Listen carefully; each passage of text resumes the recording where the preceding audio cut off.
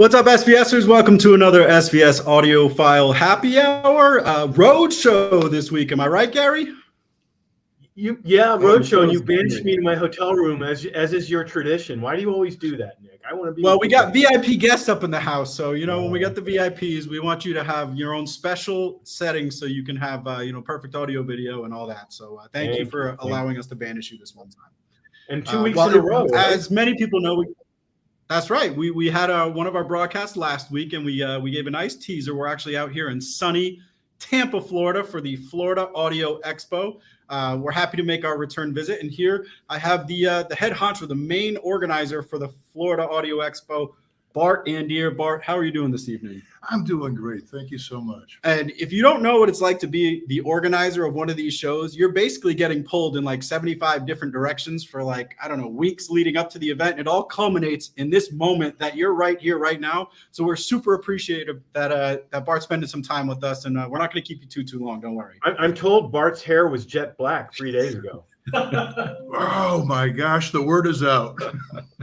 Well, hopefully this interview doesn't age you too much, but we're having a blast out here. We got some surprises in store. We're having some fun setting up, and I'll just start right off the bat. I want to know what sort of inspired you to create this show, and where your inspiration for becoming an audiophile and really celebrating this culture came from. I'll try to make it a short story, but my brother-in-law was #1 DJ in New York City. And I lived with my sister and brother-in-law due to an English car. I had an XKE, and I drove up there from Florida to New York to visit with him. And anyway, the car wouldn't make it back again. So it was really great. My brother-in-law, Jim Davis, what was his name in WRFM? Bob Evans, I think. Was his air name. Anyway, he got me into running board and that kind of stuff. He got me in RKO Studios, and I was going to be a rock and roll star, but I didn't really feel like practicing, so that didn't work real well for me. Surprise, surprise. But anyway, so actually 2008, and this is kind of important. The economy was crazy. I was a Marine consultant. There wasn't any work for month after month after month. And I'd go in and turn on the news and stress out all day long. The news was running on my television in my study. And I got a call to go off and do a job. And I told myself, Bart, just chill. Put on your headphones and listen to music when you're on the ship. And I did. In like 3 days, I was back to my old self. And so I've been on a mission ever since then to let people know that turning off the news and turning on the music is not only good for you, it's going to make you happier, but it's going to make everyone around you happier as well. Music is magical. And we all have our different tastes in the music, and we're trying to educate people now within the industry and the attendees and what to listen for and what floats your boat, but to kind of learn about different characteristics of different systems. I think that's why these shows are so awesome, because for some people it's a celebration of music, but there's other hobbyists who it's as much a celebration of the gear. Yes. And it's like just getting into it and eking out that extra bit of fidelity, and that's why I think these shows are so fun, because it's a celebration of technology and just embracing the hobby, but then also, like you said, getting as close to that perfect version of the music that you really can be almost therapeutic in a way. I have to plug one room. There's tons of awesome systems at all kinds of price points. But one of my partners, John Shade, has built speakers. He's been a do-it-yourself for all his life, and he's a physician. He can buy whatever he wants, but he loves building this stuff. And the system he has constructed, which is not for sale, all the information is there. You can replicate what he's done if you have the interest. But that's the passion that comes with this thing. There's do-it-yourselfers that love that stuff. I'm not one of them. Magical black smoke would be pouring out of every vent. So that's actually interesting. So, you can come down here and you'll hear a system that you actually can't buy. It's literally a passion project for somebody to build this, and they just want to show it off and share what they've done. And I think that's so cool. It has no sort of sales angle whatsoever. It is. I mean, there's so much love of the music and I like stuff. I like shiny little gadgets and this and that. I'm the first to admit it, but at the end of the day, I too am a music lover. Well, let's give people an idea. If you are in the Florida area, or you're looking to take a weekend trip to escape the cold, you have what, 10 floors here? Or how many floors of great sound? 12 floors, 81 rooms playing music, LP cells, but the camaraderie is almost it's my favorite part, honestly, because I was just at the boat show promoting our show a few months ago. People didn't want to make eye contact. They weren't really smiling. I mean, you could engage them and get them to laugh, and I was having fun actually doing that. But here, strangers are going to be joking in the elevator. It's just music just brings out the best in us as human beings. I couldn't agree more. And I think you'll get a flavor of some home theater and some music in our room as well. And you can get it from all different types of digital recordings and tape decks, as well as vinyl. So it's like really runs the gamut. Yeah, it really does. And I appreciate the work that reviewers do. It's really good, but we all have our own tastes and our own preferences for the different sound qualities of the soundstage and dynamics and all of this kind of thing. And here, there is no sales pressure whatsoever. You come in, you listen, you wander around, go into there's 80 rooms, so it's really hard to get to all the rooms and give them a shot in one day. So let's give the exact details. We are at the Embassy Suites West Shore in Tampa. You can go to FloridaAudioExpo.com to get all the details about all the different exhibitors.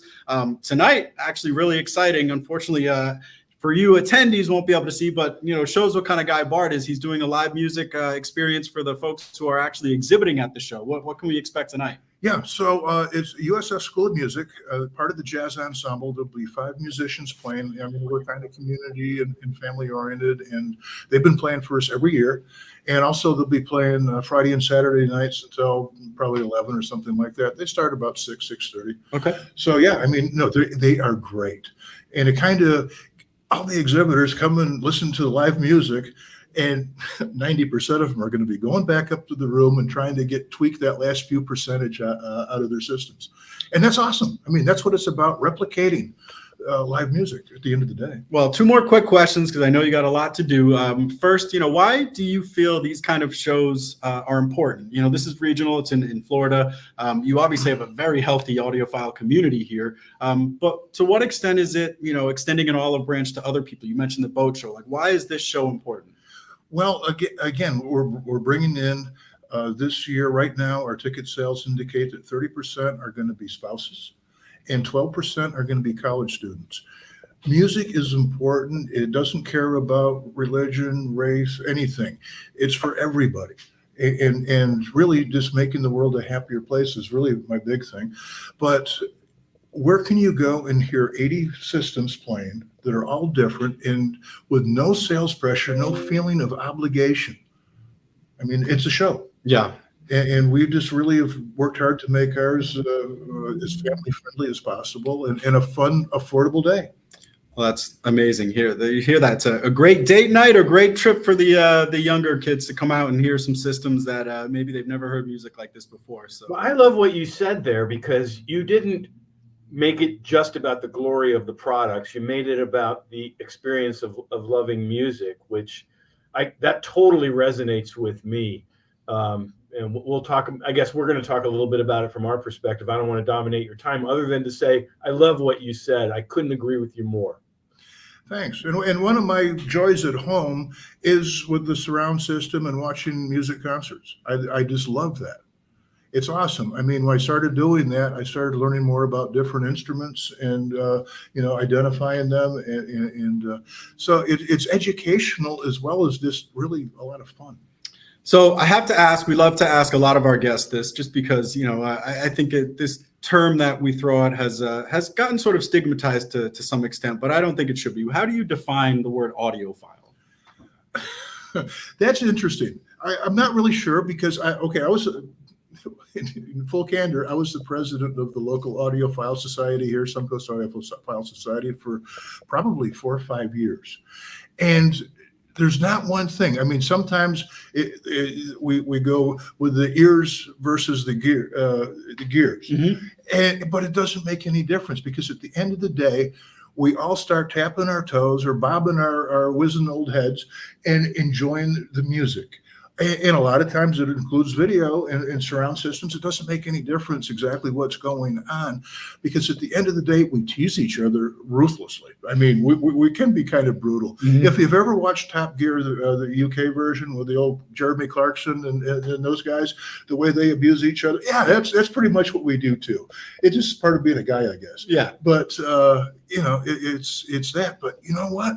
If I had to choose between the friendships I've made and music, I'd probably wind up having to stay with the friendships I've made through music. Well, that's amazing. So you heard it. It's the Embassy Suites down in Tampa Bay, Embassy Suites West Shore in Tampa. Come on down all weekend long.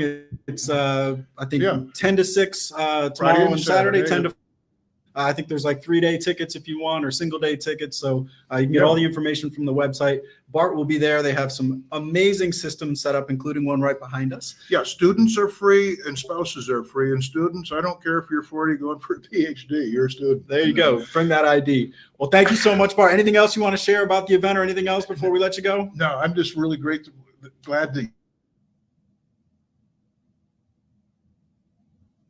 killer show. Well, it's our pleasure. We're so happy that you're doing it. And there's a great media presence here. So there'll be a lot of podcasts and other things coming out of this show. So you can check out that as well on the other side. Not as good as the happy hour, obviously, but still a lot of fun. A lot of good time. So thank you, Bart, so much. Thank you so much. We'll see I you. know you're working hard. So enjoy the show. We'll see you come around. down and have some food. We have the big spread tonight. Don't tell me with a good time. We'll be there. Thanks, Bart. Thank you. And from our happy hour, who wasn't here last time, I know you guys missed him so much. So, Larry, welcome. I was on a plane flying home from Seattle whenever you delays. Yeah. All right. So, Well, let's get back into our See you normal later, sir. rhythm of how we introduce the happy hour typically. Welcome. I did see a couple of comments of first timers who were here, so thank you so much for joining us. Typically, we'll do a little intro, but Bart's got about a billion things to do, as you know, so we wanted to get him in here quickly. But we are doing 3 giveaways this evening, 3 awesome giveaways. All you got to do to be eligible to win is leave a comment. If you leave a comment, you're eligible. If you leave 50 comments, it doesn't get you 50 entries, but feel free to have little back and forth conversations with other folks in the comments, but 1 entry for 1 comment. We'll pick the names at random. Announce One entry for 1 commenter. Commenter. You can comment 50 times, you still get 1 entry. Yeah. Correct. And our giveaway prizes for this evening are going to be an SB1000 Pro subwoofer, a I'm trying pair to of get your phone. prime bookshelf speakers, and 1,000 micro subwoofer with a SoundPath Wireless Audio Adapter, or we could do an RC subwoofer cable. Your choice for how you want to connect that. So those will be our 3 giveaways, and we will announce those here throughout the night. So I think as far as what we've been tuning into recently, or unless Gary, you had any thoughts you wanted to share about the expo and sort of our presence here in Tampa? I mean, Not I to do. put you on I the spot there. thought that was great.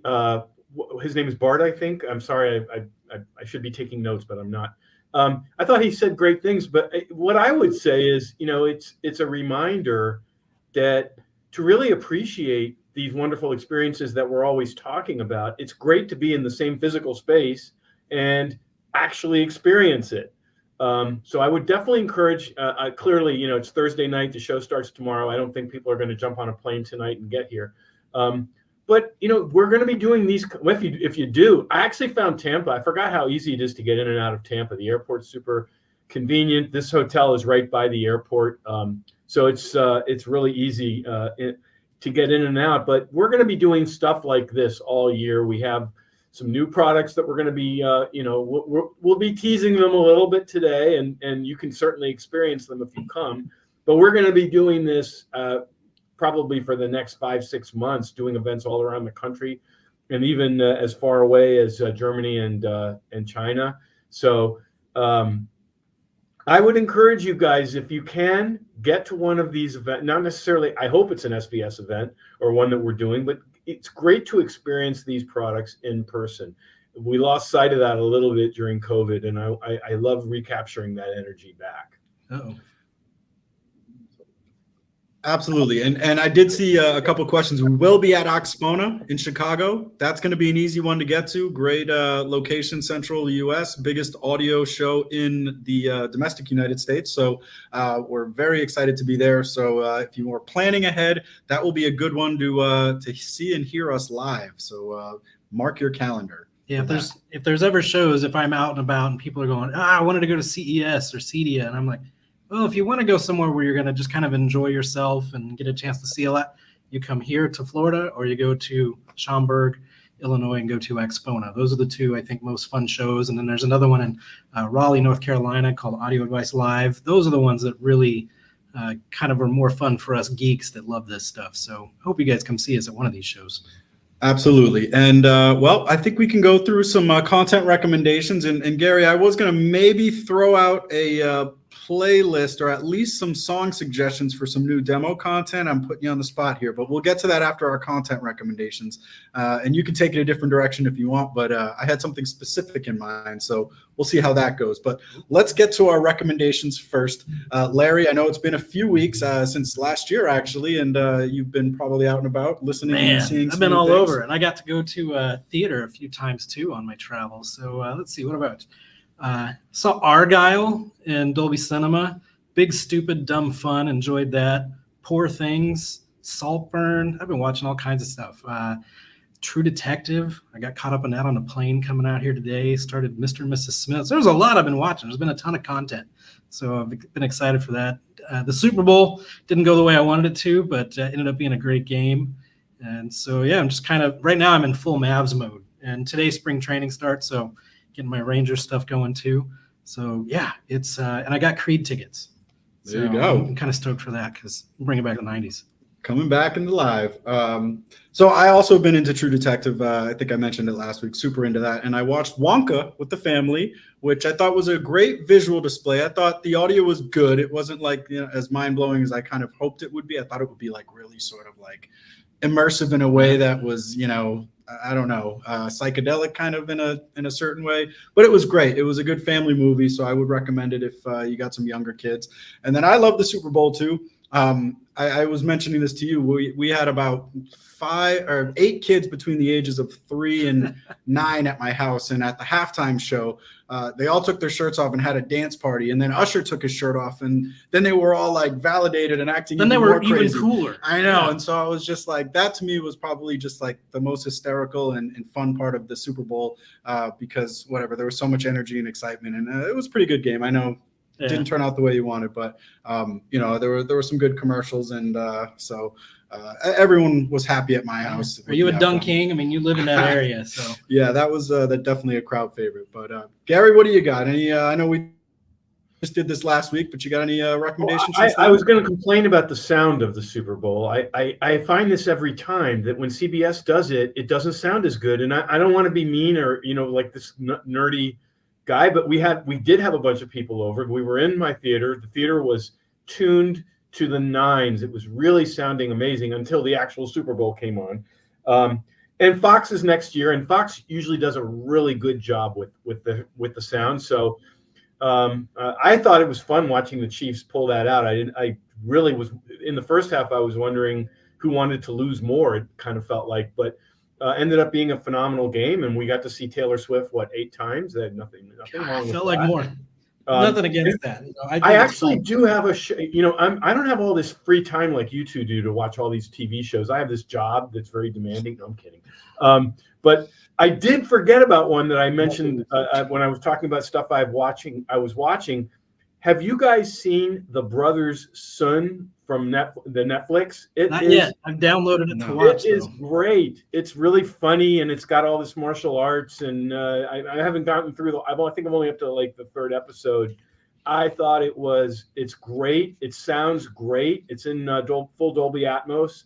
So that's another. I told you guys about Griselda last week. I just started that. I meant to mention that. I just started the first episode. Great. It's good, right? It draws you right in. And, really? and so does The Brothers Sun. It'll draw you right in. Oh, and music. I did want to talk about music because I have these new speakers in my system, and they have been drawing me down to my listening area, just like like I'm literally fantasizing during the day about what I'm going to listen to that evening on my system, because the system is really sounding great with these new speakers I have. And a couple of things that I got back in touch with that I did want to talk about. Nick and I are going to see Yo-Yo Ma in a few weeks. and he just redid last year, not just, but I mean, classical music, the time frames are a little longer. Last year, he redid for the third, I think it's for the third time, his complete Bach cello suites. If you're not familiar with the Bach cello suites, which is just a solo cello playing, sounds boring. It's totally not.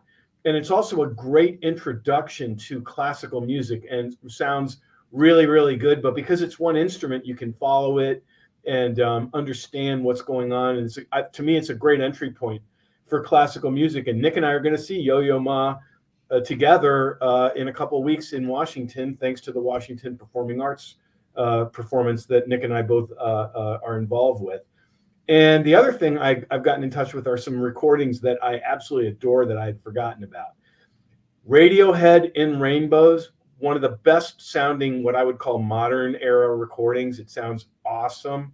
I actually have it on vinyl, a 45 RPM vinyl. It really sounds phenomenal, but just get it in any format you can. Play it high res. It sounds really, really good.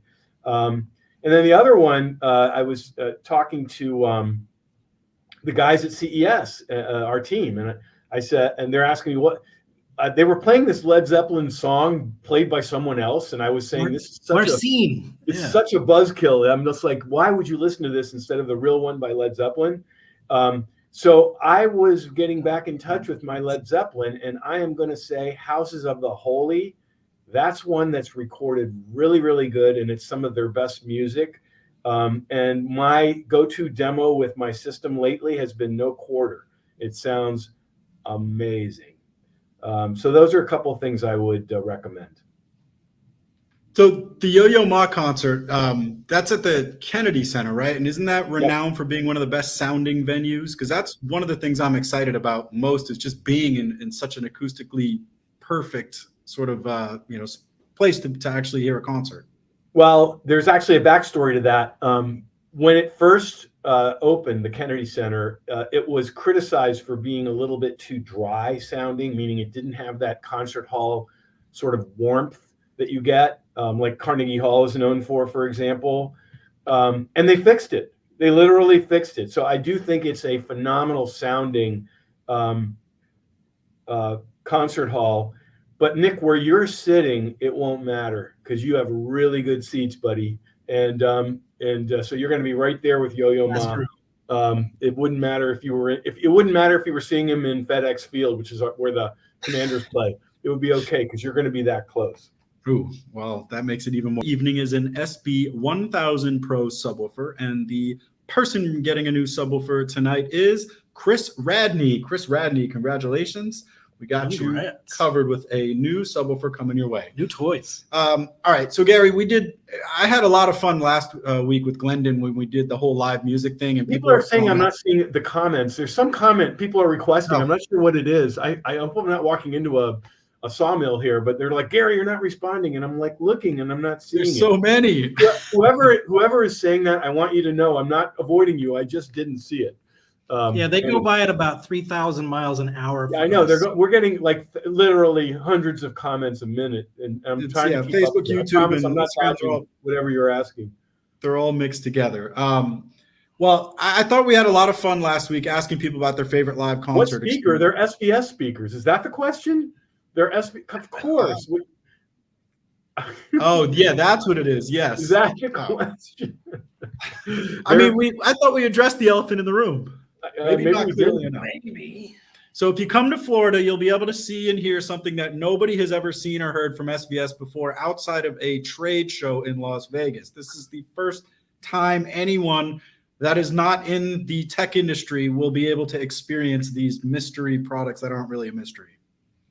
Yeah, I don't know. You guys have seen them on Facebook and stuff like that and YouTube and all that, but this is the first time the public is going to get a chance to see. Can we say names? I don't know. Yeah, listen, we're trying to get to talk about it. Like what I have in my house and what we have in that room are prototype SVS Ultra Evolution speakers. That's our newest speaker range. I couldn't be more excited about it. And they're going to be available in mid-March, and you guys are going to love them. And some people are saying, "Oh, should I trade my existing Ultra speakers. Listen, at the prices of the Ultra speakers, especially now in the clearance, you're doing great with that. But you know what? We never leave our SVS community behind. So anyone who would want to upgrade, they're going to have a path to do that. I'm just really excited about how good these are. We worked really, really hard on them. They are our children, right, Nick and Larry? And so can't wait to share them with you. We're very excited for these. Like, I have the only pair that any SVSer has heard as a pair in my house, and then there's the ones that we have at the Florida show. And we promise we will do a dedicated happy hour to go through what went into making these. We'll have Smith Freeman, our chief engineer, on, like, voicing process. There'll be a whole thing, we promise, but we just can't miss the opportunity to teasing it a little bit. We're teasing it. We're tickling you with a feather a little bit. There you go. Be patient with us. So with that in mind, I thought, since we did the whole thing of favorite live concert demos last week, maybe we do some song suggestions for demos that we might want to play here. Now, that just doesn't guarantee we're going to play them, but I wanted to focus on either female vocalists or things that really emphasize the high frequencies. And I know we don't do demos based on a specific octave of the speaker. Well, but I love a demo can have one of two purposes. One purpose is that it's a torture test that shows up the speakers that don't do a good job, or subwoofer, depending on what you're trying to show. And then the other purpose is to, basically emotionally connect you with the product, because the demo and the speakers make a great, amazing combination, and you hear the music the way the artist intended, which I love. And that's when I'm looking forward to getting down to my listening room. I'm working hard all day, I'm trying to keep up with all the demands, and then finally I have a little time to myself or with my family.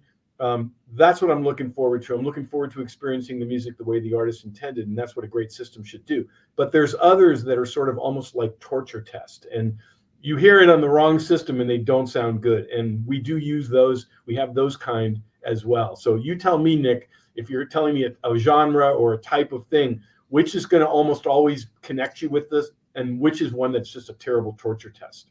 So I think with subwoofers, we have no problem playing a torture test because no question. People crave those. They want to know known for those. If they can, handle those SPLs and hit those, infrasonic notes. And so that's a different animal. I feel like a show like this, you want to make the emotional connection, probably, especially if you're playing in stereo. Am I wrong there? Yeah. Well, look, artists, give us a song to check out. We play Miles Davis, Someday My Prince Will Come. That is one that is an amazing recording, 60-year-old recording, an amazing band. It's a band that was a transition between Miles, the first great quintet, and the second great quintet. It was kind of in between.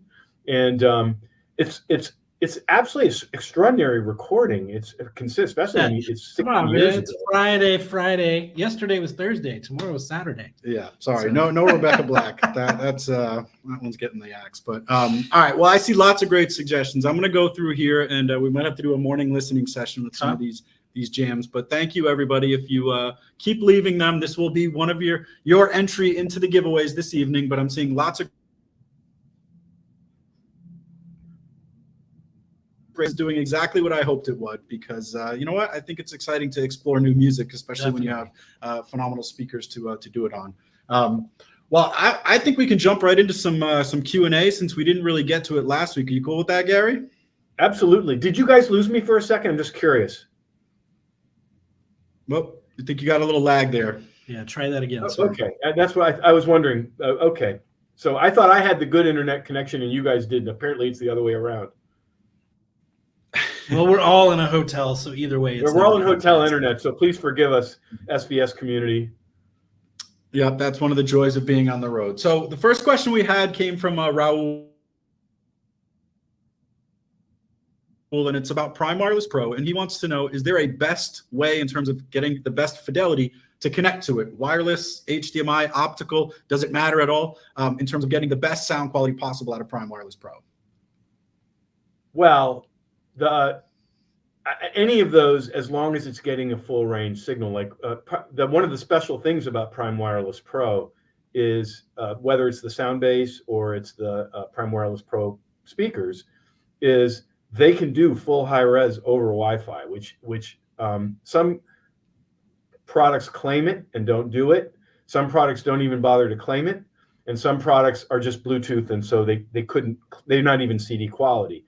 And we do high res over Wi-Fi, so that's just one of the really great competitive advantages and benefits of that product. HDMI is also that same level of resolution. The other ways you connect to it, you can also connect via analog, and you're going to want to have it be the highest quality signal connected analog. Yeah, so it really just depends on what you're trying to accomplish, because you can come off of a laptop with HDMI and play all your high-res files. You can use it as a soundbar alternative over HDMI. If you got a CD player, you can use optical. There's a lot of different connections. So it's really more of what your source is coming from. But you know what I would say? Never use Bluetooth. We designed this product. We designed this product so you have no excuse that you have to use Bluetooth, and no one in your family has to. You can, even if your other members of the family don't want to use our app, they don't have to, because it's an AirPlay 2 for your iPhones, or it's Cast if it's an Android phone. And so that's CD quality. That's way better than Bluetooth. So that is one thing I would strongly recommend is encourage your family members not to connect via Bluetooth. Yeah. Bluetooth would be like going back to listening to cassette all over again. Yeah. And, we don't need that. Although I hear cassettes are making a comeback. Thanks to movie soundtracks and stuff. Yeah, and the next one's going to be 8 tracks. So yeah, we'll see. They just keep working. That tells you how old I am. You guys remember video disc? Like, it was right after VHS. Well, we did have an SACD question earlier too, so I'm not sure if that's going to be making a comeback as well. But hey, if you like the physical media, SACD can't make a comeback because it was never here, so it can't come back. Fair point. Well, I have no hatred towards physical media, no matter what format it is. So embrace your VCR, your Betamax, whatever it is, and you're okay with me no matter what. All right. Well, we did change our resolution down a little bit on the camera, so hopefully that stops some of the lagging, because I'm seeing in the comments it was us, Gary. So hopefully we get that taken care of. So this next question, I think it's something we kind of dealt with today a little bit. If you're running with dual subwoofers, should they always be set to the same volume or output levels, or are there instances where maybe they need to be different? I think placement's a big part of that. Well, Larry and I had some fun today playing with getting it optimized. I would say this: it's not as important whether the volume levels are the same, but this was another example illustrating. Take your time and listen to the system, because little changes that you make can make a massive difference in the experience that you have. The potential of dual subwoofers is basically for all practical purposes, eliminate room distortion, room anomalies. But you got to set it up properly, and take the time to do that. One of the things and I see this over and over again, people want to mix and match.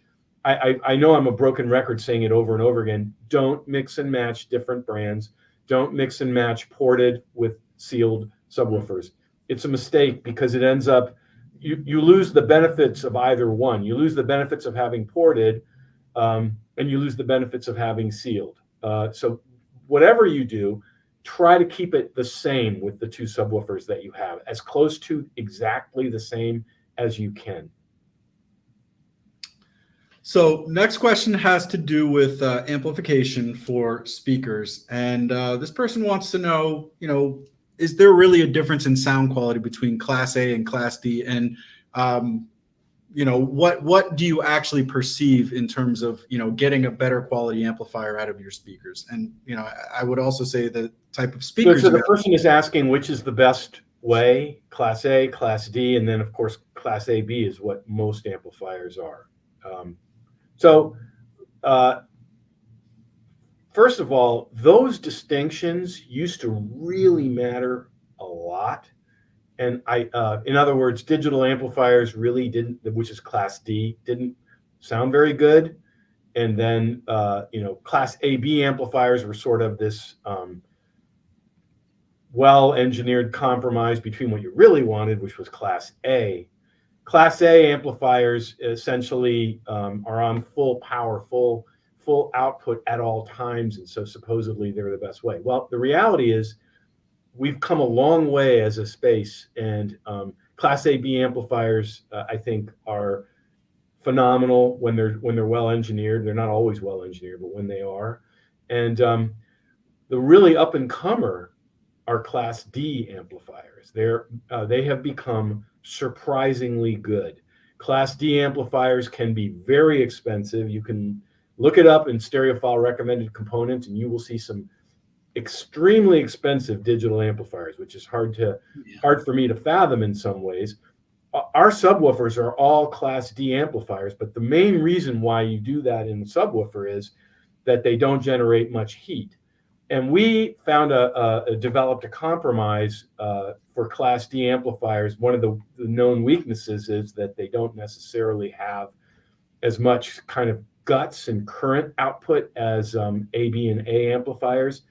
But what our subwoofer amplifiers do is they're Class D at the front end, so they're digital at the front end, but then they have analog MOSFET output transistors, and that means you kind of get the best of both worlds, which is why our subwoofers are so effortless in their delivery of their sound. So I hope that answers it doesn't really answer the question in a way, because I'm kind of telling you, don't focus too much on Class A, Class D, Class AB, but take some time to listen.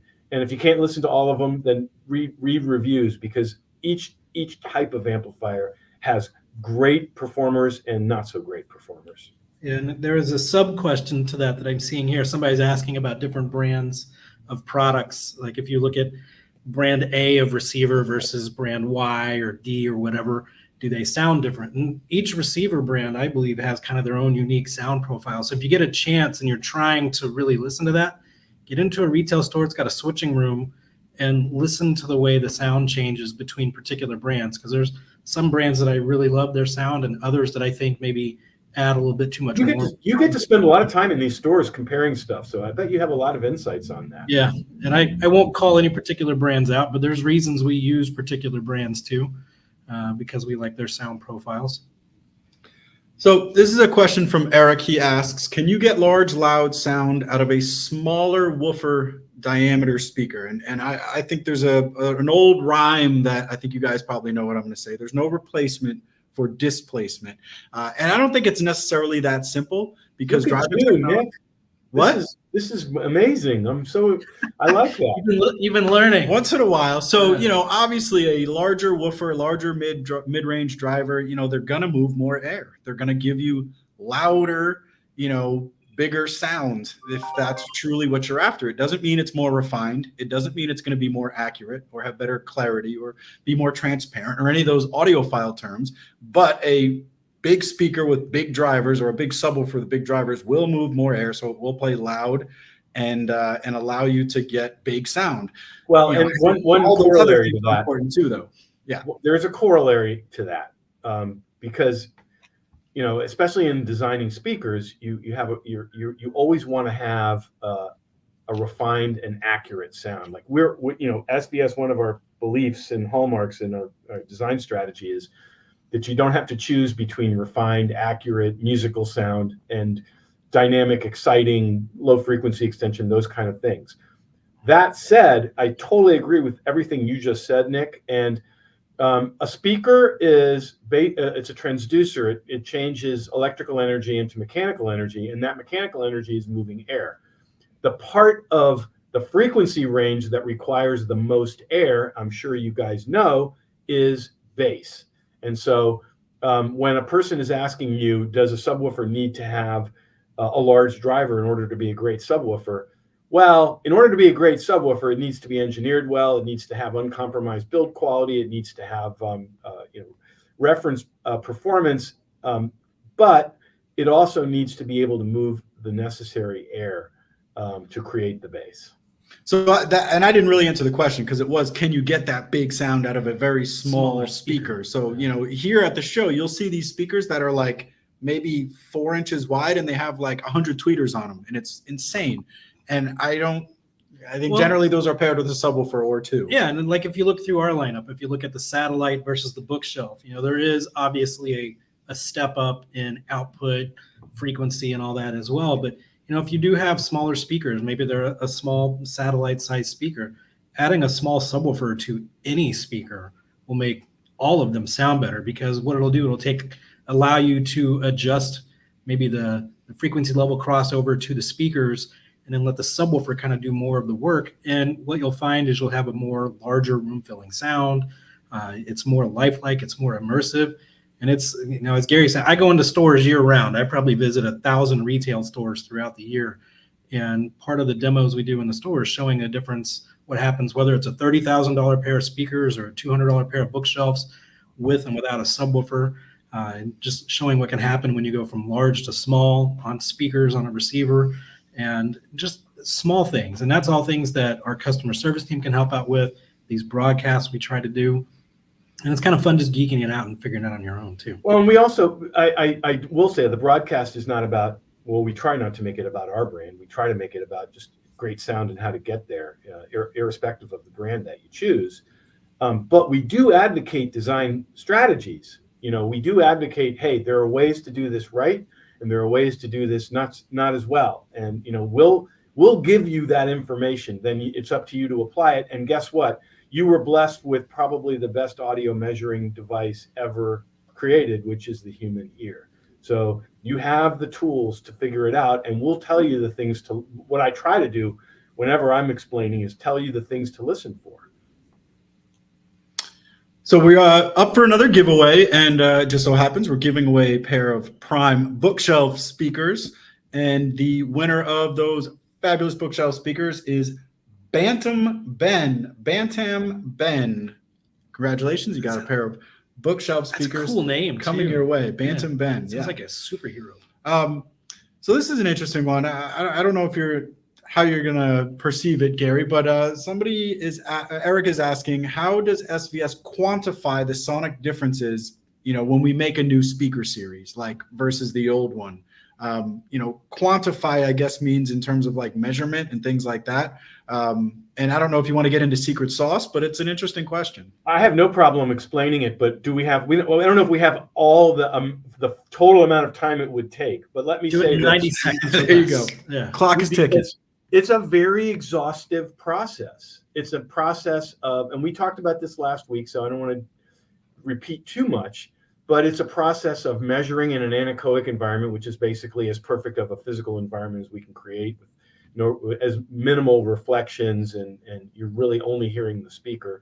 Then we put it in a calibrated listening room, and we measure that and make sure that it's not doing weird things in real life.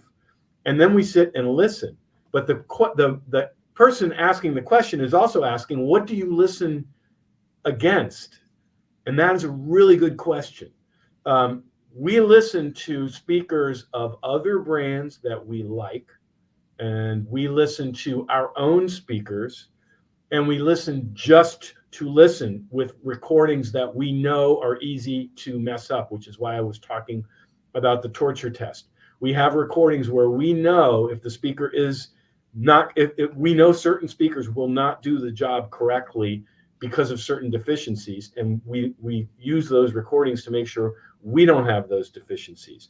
It's extremely exhaustive, because then when you fix it, you got to make sure you didn't mess some other thing up. You measure, you listen, and go back and forth with different recordings.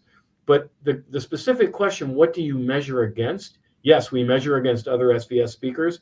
We also measure against really expensive speakers. And I had a set of $14,000 speakers in my house. I had a set of $24,000 speakers in my house. I had a set of $30-something thousand speakers in my house. And my wife was saying, well, what's the goal for the next range, which we're going to be, showing over the next weeks and months to you guys? And my goal was, I want to beat those guys at a fraction of the price.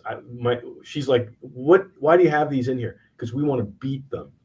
We want to show that we can, at a price that's less, we can beat what they're doing. And that is the goal. And we listen very, very diligently so that we can say to ourselves that we did it. Yeah, and I think that's in a measurable way as well as in sort of Someone's asking, are those a tax write-off? Dude, I sell them just like you would. I don't keep them. All right, we got a center channel question. Somebody owns a prime center, and they want to know how close to the wall can they put it, and can they actually mount it on one of those wall mounts because of the 2 rear ports? Yeah, I mean, you can, if it needs to be against the wall, it needs to be against the wall. Will it benefit from being a few inches or even further off the wall? Definitely. But it's... But the air coming out of that port is minimal. I mean, I'm talking half an inch is all you need. You don't need much. Yeah, what you don't want to have is anything kind of like hovering above it or below it. So if maybe you have it on a shelf under your TV, you want it as far forward as you can get. And you don't want anything that's going to reflect either above or below, if you can get away with it. Oh, here's somebody asking about, did Larry and I for the prime elevation speakers, which those aren't actually prime. These are super high tech, guys. So there they are. Yep. Talking to you all around at our events, you've probably seen us take these super fancy panels around to do prime elevation, or in this case, the new ultra elevation. You can say ultra elevation. I'm just not sure what I'm allowed to say yet. I haven't been around you guys.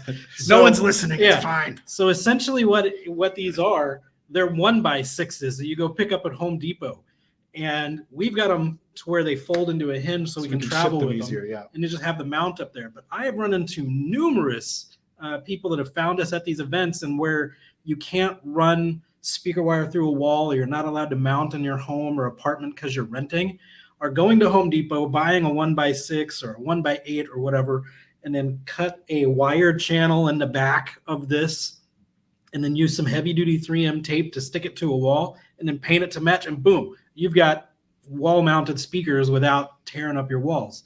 And they're just super functional. We can take them with us anywhere. And you'd be amazed at how simple it actually is to set up. You just want to make sure that it's secure. Yeah, people from apartments and who, might be wary of drilling holes in walls, this is a great solution. So, it's temporary, and it still gives you that height effect impact, which I think is one of the most immersive parts of home theater. So definitely something to explore. And we have somebody in our shop who can put these together in like 5 minutes. So we'll share the blueprints if people are that interested. Yeah. 1x6, some good questions. 8 feet tall, mount the speaker to it. Yeah. It's so difficult. So people are asking some really good questions. One of the questions was, are you getting feedback from people who don't work at SVS about the performance or the sound of the speakers? And that's a really good question.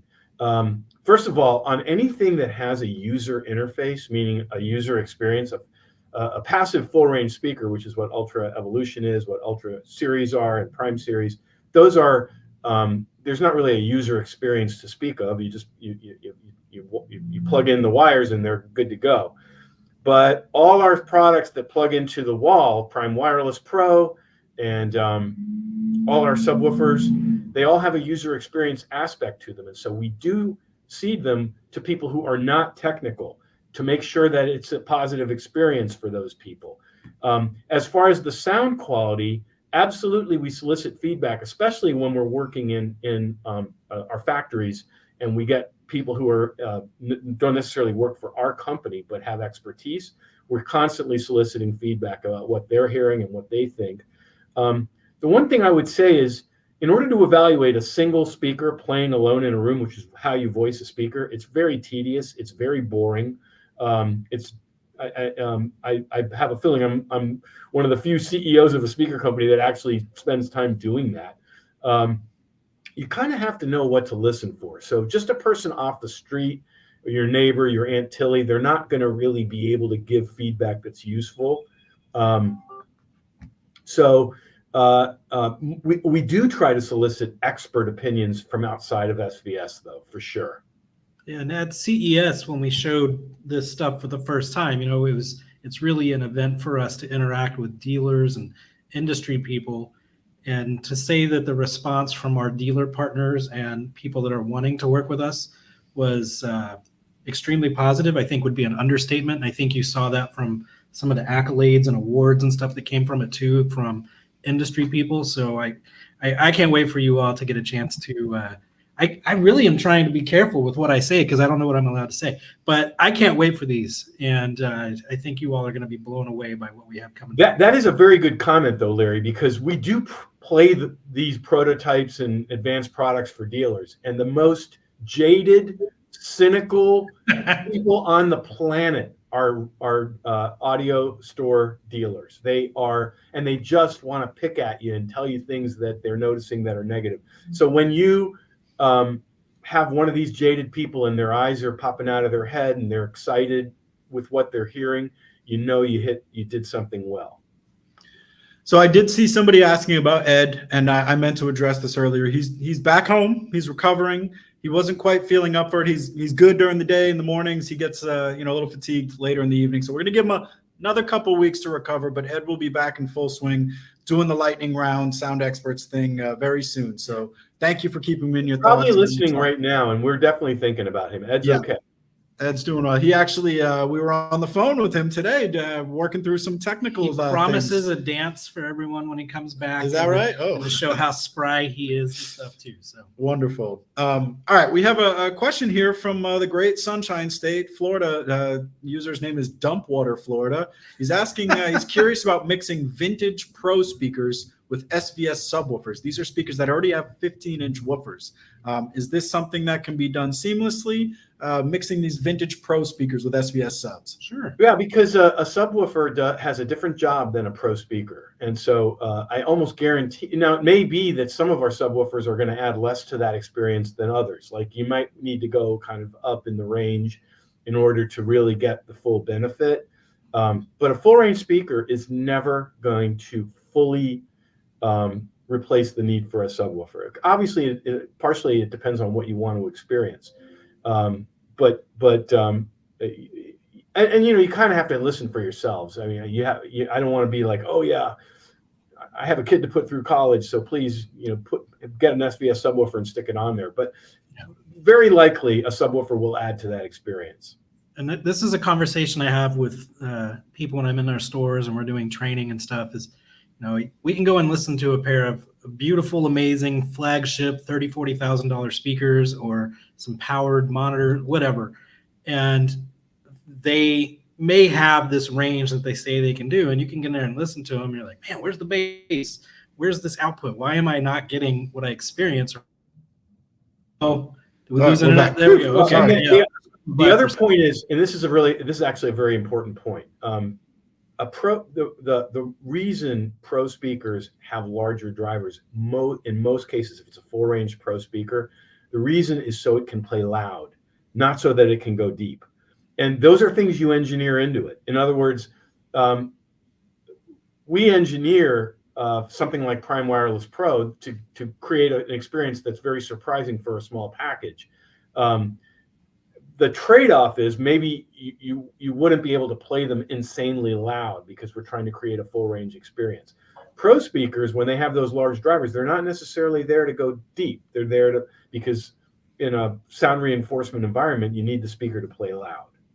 Yeah, and that's part of where blowing somebody away with a demo, even introducing like our SB1000 Pro to these amazing over-the-top expensive speakers just adds that bit of depth because even if you're somebody that doesn't conventionally think, oh, I need a subwoofer for my speakers because I'm listening to classical music or jazz or whatever, adding a subwoofer to fill in isn't necessarily to add boom. It's to add more depth, more definition, and take on where the speaker just simply can't go. And adding, as long as it's a good subwoofer. And again, I'm not advocating for SVS in particular. I kind of am, but I do have a kid in college. I mean, please. But I think there's other brands that make very legitimate products. So I'm not just saying only SVS. Some subwoofers do not add to the experience in a way that you want. I'll say that. So this next question is actually kind of ironic because I think is part of what we were talking about, Ed. Jeff is asking, how does he set up his Prime towers to sound good in both stereo mode and movie mode without constantly having to change settings? And I'll start by saying there's a couple different ways to do this. So reach out to our support team. Depending what kind of gear you have, there may be different methods, but there's a way to make it go from stereo to surround sound home theater and sound amazing in both listening. Yeah, and depending on your receiver, you may have the ability on different inputs to save your settings for 2-channel. Because typically, if you're listening to 2-channel, maybe you're not using a sub, you may have your speakers be full range. But when you go to home theater and you are trying to use your subwoofer, you may not necessarily want them at full range. So depending on your brand of receiver, you've got the ability to save that.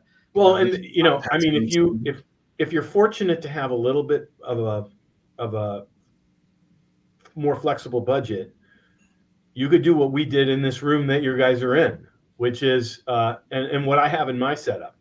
My setup has an amp, preamp, and 2-channel source material connected to the speakers, and then my preamp is a kind of I guess you would have to call it vintage at this point, a Mark Levinson preamp that has a tape monitor loop. In the tape monitor loop, the home theater lives. So if I want to listen to 2-channel pristine, I don't even have to turn on the home theater receiver. I just use the 2-channel part of it. The preamps of today don't have a tape loop because nobody tapes anything. But the preamp we're using in this Florida Audio Expo has what's called a home theater bypass mode. You hit the home theater bypass mode, and it's like the preamp doesn't exist. It kind of gets taken out of the loop, and it's just like a connecting wire for the home theater. So we have the best of both worlds there in that hotel room where Larry and Nick are, because we can do a pristine 2-channel demo using we're using and then use a home theater receiver for the home theater piece. One more question, and I think we can we'll wrap. Pat says that's an extra income. Yes, it's more components, but we're using some affordable Emotiva gear in our room, and it sounds good. So it doesn't have to be super expensive. Right, and it's not the only way. Yeah, you can always scale up or down, based on budget and your needs and everything like that. But when you're at a primarily 2-channel show, I think we may be the only surround sound home theater room here. So we needed to have a compelling 2-channel stereo demo as well, and I think we're going to over deliver on that, to say the least. So one more question before we wrap things up. Frank has a center channel that's about a foot closer to his listening position than his left and right main speakers. Is that okay? And is there anything he should do within the AV receiver to sort of accommodate for that? So the AV receiver has auto room EQ. I'm sure Frank is using it. If he's using an AV receiver, and they all have it, and the auto room EQ should be using a microphone to listen to the speakers and determine the distances, and it will set it up. And the one thing people don't do when they do this auto room EQ is they don't check what the receiver decided it thought it heard. So all you got to do is go into the setup menu with Marantz and Denon. It's called speaker. What is it called, Larry? You can go into distances, levels, speaker distances. Under the manual. So you can look and see what the auto room EQ decided, and you can decide if you agree. Well, I'm not sitting 8 feet away from that speaker. I'm sitting 10 feet away or 6 feet away, and you can make the adjustment to make it correspond to reality. So the answer to your question is it's not a problem at all, but let your receiver know how far away these different things are in the setup menu. Well said. Well, just to wrap up here, I want to say, come on down to the Embassy Suites here, West Shore in Tampa. We'll be here all weekend at the Florida Audio Expo. Thank you for the demo suggestions. We got some great tracks to look up tomorrow and play on these new surprise speakers that may or may not be behind me. What are they called? We'll find out if you come on down to Florida. We have our final giveaway of the evening. It's a 3000 micro subwoofer with our SoundPath Wireless Audio Adapter. Nice. I want to win that. And the winner of that is Thomas Bonite. Thomas Bonite, congratulations. Got a micro sub coming your way. Hey, Thomas. I see Thomas. We will announce our next happy hour date coming up very soon. I don't have it in front of me, but I know we got one coming down the pipeline in the near future. So stay tuned for that. Come see us in Florida. Tell us if you're watching the broadcast. We always love it. I saw some comments from people coming down here. Tell Bart that you came because of SVS, because we love that too. Yeah. And he's a great guy. So we look forward to seeing some of you in person this week. Again, and happy listening, everyone, as always. Bye, everybody. Bye, everyone.